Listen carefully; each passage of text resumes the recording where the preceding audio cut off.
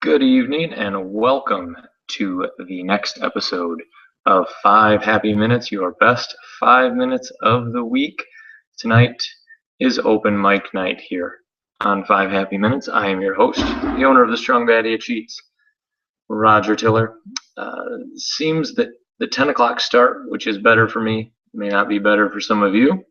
And also seems that some of you have been able to start your holiday weekend earlier than myself.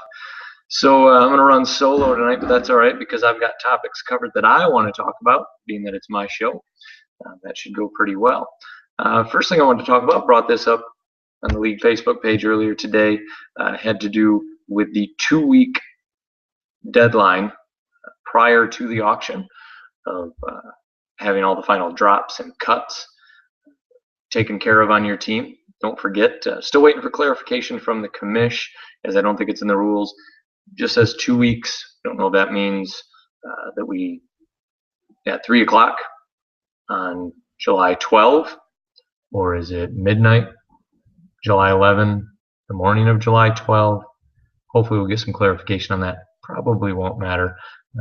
But this does not involve trades. It just involves franchising, and it involves your cuts, because that will affect the pool of free agents. And we have a rule that we have 2 weeks prior to the auction where all free agents and cap room will go unchanged so that everyone can prepare accordingly. And part of that preparation, I've been reviewing my team, getting ready to delegate about 8 players to the practice squad. That will not free up a lot of cap room. Most of those guys are $2, $3, $4, $5 contracts. The most notable player that will be leaving the Strong Badia Cheats and not be part of the starting squad is going to be Michael Vick. Really had high hopes last year when we signed Michael Vick to a 3-year deal. Knew that the first year he was going to ride the bench, but was really hoping that he'd step up his game and give us something to work with, maybe as a backup QB2 this year on a team that was ready to win or needed a veteran quarterback, even just for the points, garbage time, not necessarily looking to make the playoffs there in the NFL. But that didn't seem to work. Looks like Michael Vick might actually be on his way out, well, if he's not already, out of the NFL, which is unfortunate. He redeemed himself after his prison stint. We were more than happy to have him in Strong Badia. Doesn't seem to have worked out. So look for him to be hitting the free agent market soon. There's another cheap QB for Laurie to pick up at the free agent auction on July 26th, subject to change at a moment's notice. Taking a look, no other notable players that we'll be mentioning right now, but in the next few days, probably after the holidays, after they spend some time with their families, we'll send them a letter by FedEx, break the news to them. We'll free up a little bit of cap room that way. I did take a little bit of flack. I don't want to say it didn't bother me at all, but a lot of people surprised that the trade, the 3-way trade between Strong Badia Cheats, Chicago Bombers, and the Atlanta Alpha Dogs did not go down. I guess that the blame was laid at the feet of the Cheats, and myself being the owner, I have to take that blame. I don't see it as blame, but it was something I was mulling over. It was presented while I was indisposed over the weekend, not able to really research it until yesterday evening, which I promised I would do. Took a look at it. Basically, the pieces everybody has seen, the rumors out there. I think Schefter set that up. And the biggest question mark for me, which I think I'm only one of 11 owners who feel this way about, one of 12, the other 11 feeling differently about DeMarco Murray. Excellent player. Again, have an excellent year. It's a 1-year contract, $45. I'm not sold on him. There's something in my gut that tells me no. It says spend the money elsewhere. So that's what we're going to do. That made us have to back away from the table. The deadline came and went. It was set out by the Alpha Dogs.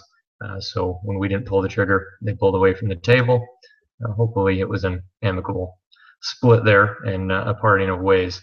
That being said, Adam Schefter was busy this evening. He was going to try and get him on here to talk about a rumor of a trade and what ended up being a trade that did go down this evening.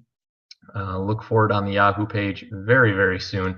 But this trade actually was a phoenix rising from the flames of the three-way trade. What this trade did is this trade saw Kevin White, a member of the Strong Baddie Cheats, second pick of the rookie draft, is leaving Strong Badia, and I believe already has hopped a plane on United Airlines headed for the home base of the Chicago Bombers. Kevin White has been traded from the Strong Badia Cheats to the Chicago Bombers. Along with him is a briefcase containing $13 in cash. In return, on another flight, headed to Strong Badia, which is the Springfield of our world. There's one everywhere, but you don't know which one it is. Headed to Strong Badia is going to be the running back Jeremy Hill. So these two were two parts of the three-way trade that did not happen. Talk struck up again today, and a deal was met. So Jeremy Hill leaving the Chicago Bombers, headed to Strong Badia, and in return, Kevin White and $13. No wash of salaries. The parts mentioned are the only parts in the trade. What this does, this increases the cap room in Strong Badia by $5 after the trade, and decreases cap room in Chicago by $5. So that, along with some moves that Strong Badia that we're making with sending some guys to the practice squad, cutting them from the team, in the end will leave us with $197 of cap room, getting ready for the upcoming auction, and just 2 contract years short of the minimum, and should be all set on players. I think maybe 2 players short of the minimum. So the auction will be good for us. Get a few parts that we need. We'll hit those minimums like we need, and we'll be ready to go in and give the Stinky Train a little bit of a run for the money in the race for the division. So that's the news that we have.